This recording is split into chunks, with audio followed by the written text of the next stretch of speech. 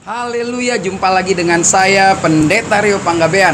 Apa kabar saudara? Saya berdoa saudara semua dalam keadaan baik-baik saja. Dan seperti biasa saya selalu mengingatkan saudara untuk terus bersukacita, memberikan muka dengan senyum yang full. Seperti itu saudara, mengapa? Karena hati yang gembira adalah obatnya. Nah, saya mau baca satu bagian firman Tuhan di mana Paulus menyaksikan cinta kasih Bapa di surga di dalam pelayanannya. Paulus mengalami begitu banyak tekanan, tetapi apa yang dia katakan kepada jemaat di Korintus pada suratnya yang kedua? Mari kita lihat, saudara.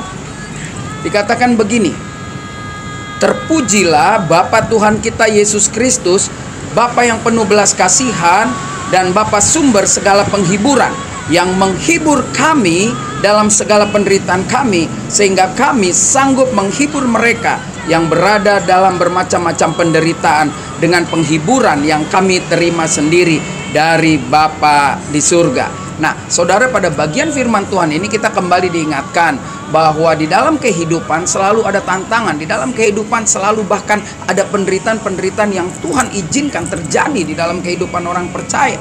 Dan Paulus memberi semangat kepada mereka yang mungkin saat itu sedang berada dalam tekanan, secara khusus jemaat di Korintus, karena begitu banyaknya bidat-bidat, banyaknya pengajaran-pengajaran yang kacau yang seperti kita ketahui tentang sejarah jemaat di Korintus. Nah, Paulus di tengah tekanan yang dialami, Paulus di tengah tekanan-tekanan hidup yang luar biasa, dia tidak menyerah, bahkan dia menganggap bahwa tekanan itu merupakan satu kasih karunia yang mengingatkan cinta kasih Tuhan bahwa dia butuh Tuhan. Di dalam pelayanan, di dalam penginjilan, di dalam pemberitaan akan kebenaran firman Tuhan, dia tidak sedikit pun mengalami sukacita. Justru di balik penderitaan dia mengatakan saya bersukacita. Nah, hanya orang yang bersukacitalah yang mampu memberi kekuatan kepada sesamanya. Nah, kalau kita berkata saya sedang bersukacita, lalu saudara tidak berikan itu kepada orang lain, baik dalam wujud perhatian, pikiran, pertolongan, maka itu menjadi bohong.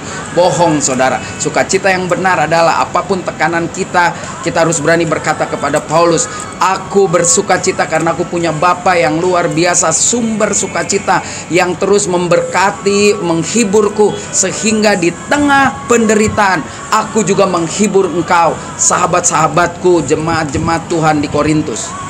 Pelajaran yang bisa kita ambil di tengah masa yang katanya orang susah, di tengah yang kata masa ini adalah masa yang enggak jelas, saudara, kita dalam Tuhan jelas. Oleh karena itu hidup kita pun juga harus jelas, yaitu tetap bisa menjadi pembawa sukacita, memberikan kegembiraan kepada banyak orang, karena Tuhan lebih dahulu melindungi, menjaga, membuat hati kita bersukacita.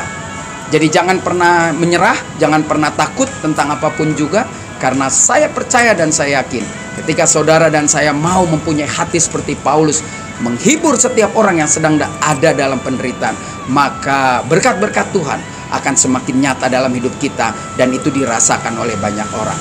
Tetap semangat, songsong hari esok dengan penuh satu keyakinan bahwa yang terbaik Tuhan siapkan dalam hidup saudara dan saya.